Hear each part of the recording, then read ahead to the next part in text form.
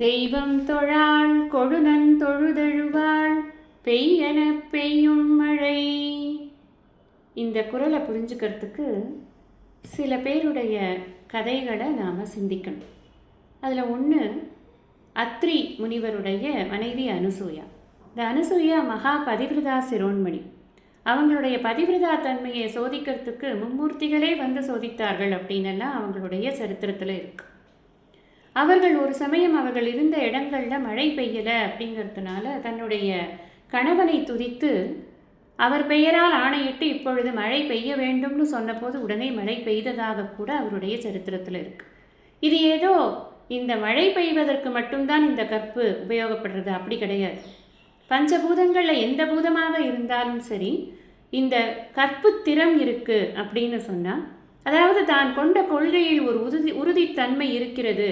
கணவன் தான் தனக்கு எல்லாம் என்று கொண்ட கொள்கையில் ஒரு உறுதித்தன்மை இருக்கிறது. அவருக்கு பணிவிடைகள் செய்வதில் ஒரு அசராத தன்மை இருக்கிறது அப்படின்னு சொன்னால் அது ஒரு தவம்.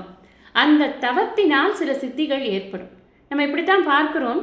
சீதா பிராட்டியினுடைய தவத்தின் மகிமையால் தான் அந்த ஆஞ்சநேயருக்கு அவருடைய வாலில் தீ வைத்த போது அவருக்கு மாத்திரம் அது குளிர்ச்சியாக இருந்தது. எல்லாரையும் சுட்டரிச்ச நெருப்பு, லங்கையே தீக்கிரையாகி பொசுக்கிய நெருப்பு அவருடைய வாலை ஒன்றுமே பண்ணலை.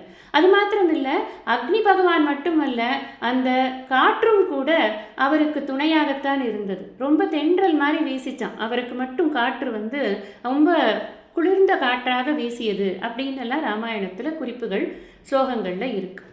இப்போ சீதையினுடைய தவம் அப்படிங்கிறது, சீதா பிராட்டி அந்த இடத்துல அந்த சிம்சுபா மரத்துக்கு அடியில் அவள் இருக்கும் பொழுது இந்த மாதிரி அனுமாருடைய வாளுக்கு தீ வைத்து விட்டார்கள் என்று அந்த அரக்கிகள் சொன்ன உடனேயே தான் கணவனை தவிர வேறொரு விஷயத்தை நினையாதவள் என்பது உண்மையாக இருந்தால் அந்த அக்னி பகவான் சீதளமாக இருக்கட்டும், அவர் சுடக்கூடாது அப்படின்னு அவர்கிட்ட வேண்டிக் கொண்டால் அதுபடி அவர் இருந்தார் அப்படின்னு ராமாயணத்தில் ஸ்லோகமே இருக்கு.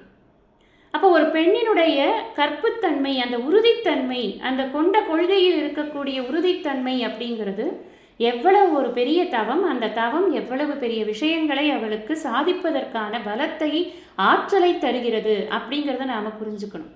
இதை புரிந்து கொண்டால் இது என்ன ஆணுக்கு பெண் சேவை செய்வது அப்படி நினைக்கிறது இல்லை.